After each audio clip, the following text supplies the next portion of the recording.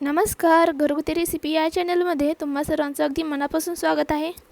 तर तुम्ही थंबनेलला पाहिलंच असेल की आपण गवारमध्ये बेसन घालून अतिशय भन्नाट अशी रेसिपी बनवतोय, जी की तुम्ही याआधी कधीही बनवली नसेल. एकदा जर बनवली ना तर नेहमीच तुम्ही या पद्धतीने गवार बनवून खाल. इतकी भन्नाट बनते. चला तर मंडळी, आज आपल्याला काय बनवायचे हे पाहण्यासाठी व्हिडिओ कुठेही स्किप न करता अगदी शेवटपर्यंत पहा. वेळ न घालवता आपण आजच्या रेसिपीला सुरुवात करूयात. तर सर्वात अगोदर मी इथे गवारची शेंगा घेतलेल्या होत्या. त्या शेंगांची देठी काढून घेतली आणि बारीक बारीक अशी सोलून घेतलेली आहे. जर का तुम्ही देशी गवारच्या शेंगा वापरत असाल तर त्याच्या शिरासुद्धा या प्रकारे काढून टाकायचे आहेत आणि छान असे सोलून घ्यायचे आहेत. पहा, इथे मी सर्व गवारी सोलून घेतलेली आहे. आता लगेचच गॅसवरती कढई गरम करायला ठेवूया.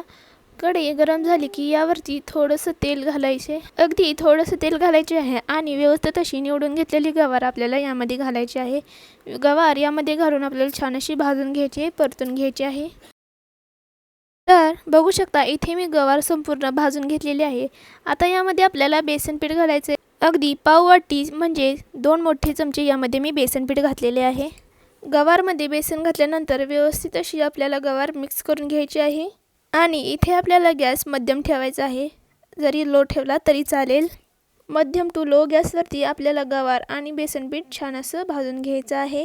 बेसनला छान असा खमंग वास सुटेपर्यंत बेसन आपल्याला भाजून घ्यायचं आहे. सोबतच गवारसुद्धा भाजून घ्यायची आहे. तर असं बेसन भाजल्यामुळे भाजी आपली चवीला खूपच भन्नाट बनते आणि गवारसुद्धा भाजली जाते आणि पटकन शिजते सुद्धा.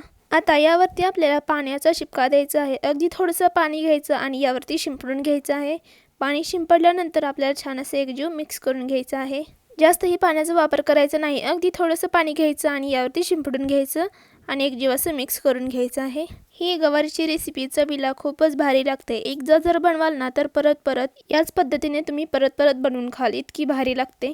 गॅस इथे आपल्याला मध्यमच ठेवायचा आहे, जेणेकरून बेसन करपणार नाही. आता यामध्ये आपण थोडंसं मीठ घालूयात आणि भाजी छान अशी परतून घेऊयात. गवार आणि बेसन आपण छान असं एकजीव परतून घेऊयात. मिक्स करून झालेलं आहे. आता यावरती झाकण ठेवून गवार छान अशी भाजून घेऊया, म्हणजे छान अशी मंद आचेवर वाफलून घेऊयात. झाकून ठेवल्यामुळे आपली गवार आणि बेसन छान अशी वाफरली जाते. 2 ते 3 मिनटं इथं झाकण ठेवल्यानंतर आपण झाकण काढून घेऊयात. तर पहा, आपली गवार छान अशी भाजलेली आहे, छान अशी वाफरली गेलेली आहे. गवार देखील छान अशी वाफरली गेलेली आहे. सोबतच बेसन देखील छान असं वाफरलं गेलेलं आहे. तर आपण आता याला थोडंसं मिक्स करून घेऊयात. गवार अर्धी कच्ची इथे शिजलेली आहे. आता ही गवार आपण कढईमधून काढून घेऊयात. पहा, एका प्लेटमध्ये ही गवार मी संपूर्ण काढून घेतलेली आहे. गवार आणि बेसन पहा इथे आपले छान असं भाजलेलं आहे. आणि आता याच कढईमध्ये आपल्याला फोडणी घालायची आहे, म्हणजे भांड्याचा देखील जास्त पसारा होत नाही. आता पहा, यामध्ये आपल्याला 2 चमचे तेल घालायचे आहे. तेल व्यवस्थित असं गरम झालं की यामध्ये आपल्याला 1 छोटा चमचा मोहरी घालायची आहे. मोहरी छान अशी तडतडली की यामध्ये छोटा चमचा जिरं घालायचं. जिरे मोहरी छान अशी फुलली की यामध्ये आपल्याला बारीक चिरलेला कांदा घालायचा आहे. त्याचसोबत ठेचलेला लसूण देखील घालूयात आणि छान असं मिक्स करून घेऊयात. कांदा छान लालसर होईपर्यंत आपण तेलामध्ये परतून घेऊयात. यामध्ये आपल्याला कोणतेही वाटण करायची गरज पडत नाही. अगदी छान आणि पटकन अशी ही रेसिपी बनते. पहा, इथे आपला कांदा छान असा लालसर झालेला आहे. आता यामध्ये आपण कढीपत्ता घालून छान असं ही मिक्स करून घेऊयात, एकजीव करून घेऊयात. कढीपत्ता घातल्यानंतर छान असं मिक्स करून घ्यायचं आहे. आता यामध्ये आपण बारीक चिरलेले टोमॅटो घालून छान असं मिक्स करून घेऊयात. आता टोमॅटो आपल्याला हलकंसं मऊसूद होईपर्यंत यामध्ये परतून घ्यायचं आहे. यामध्ये थोडंसं मीठ घालून परतून घेऊया, जेणेकरून आपले टोमॅटो देखील यामध्ये छान असं शिजलं जातं, पटकन असं शिजलं जातं. आजची ही गवारीची रेसिपी आपण अगदी झटपट बनवू शकतो. घरामध्ये उपलब्ध असणाऱ्या साहित्यामध्ये अशी ही रेसिपी बनते आणि चवीला सुद्धा अगदी भन्नाट लागते. यामध्ये कोणतंही वाटण टाकायची गरज नाही, शेंगदाण्याची कूड देखील टाकायची गरज पडत नाही. पहा, इथे आपण टोमॅटो छान असं मऊसूद होईपर्यंत परतून घेतले आहेत. आता यामध्ये आपण काही मसाले घालूयात. 1 चमचा लाल तिखट घातलेला आहे. सोबतच 1 छोटा चमचा काळं तिखट म्हणजेच आपला घरगुती मसाला घालायचा आहे. थोडीशी हळद घालायची आहे आणि हे सर्व मसाले आपल्याला एकजीव परतून घ्यायचे आहेत, मिक्स करून घ्यायचे आहेत. वरून थोडंसं मीठ घालायचं आणि हे सर्व मसाले परतून घ्यायचे आहेत. तुमच्या आवडीप्रमाणे तुमच्या घरात जे काही मसाले उपलब्ध असतील ते तुम्ही मसाले यामध्ये घालू शकता. यानंतर पहा, इथे आपण सर्व मसाले या पद्धतीने भाजून घेतलेले आहेत. मसाले छान असे भाजले गेले की यामध्ये आता आपल्याला भाजलेली गवार घालायची आहे.